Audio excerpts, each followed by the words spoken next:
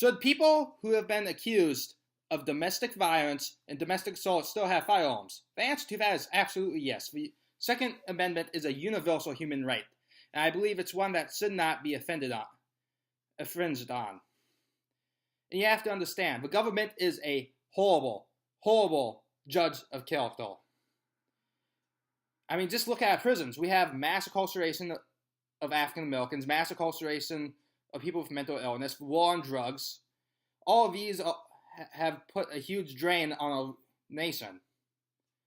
And you want those people who have made that mistake to be the judge on who should have the right to defend themselves and who shouldn't.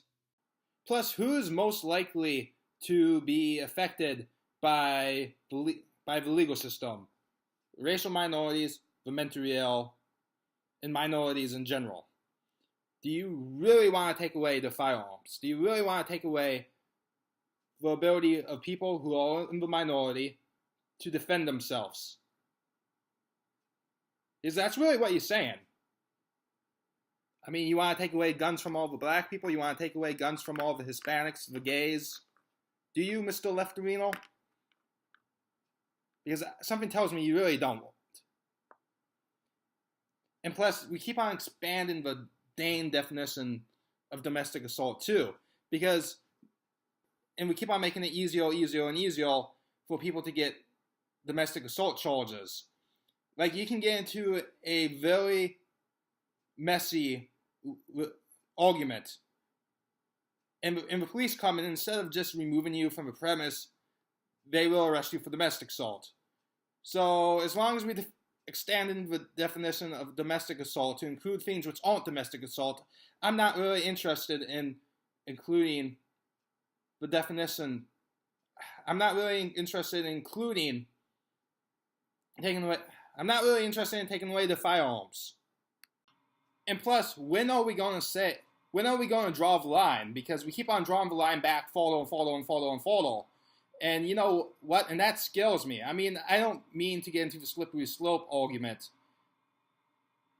But when those people actively want to restrain Americans' rights to defend themselves using a firearm, you have to put your foot down hard, as close to the fundamental value as possible. No compromises. Because this, you have to understand, this is all-out ideological war. And we might not be killing people, but if you're against my value system, you are my enemy. I mean, you might be normally a good person, but there are just some things in my life I will not tolerate. And the first one being taking away the firearms just because you think someone is evil. The government, as I have said, is a horrible judge of character. I do not want the government to be the dictator of what's good and what's evil. I do not want I do not want society at large to be a judge of what's good and what's evil. Because we have had many civil rights movements that has massively changed people's minds of what was once considered good and evil. And it's like, well, we should take away guns from bad guys, and bad guys is one of the most subjective terms. I mean, people who are pro-life view pro-choice people as bad guys.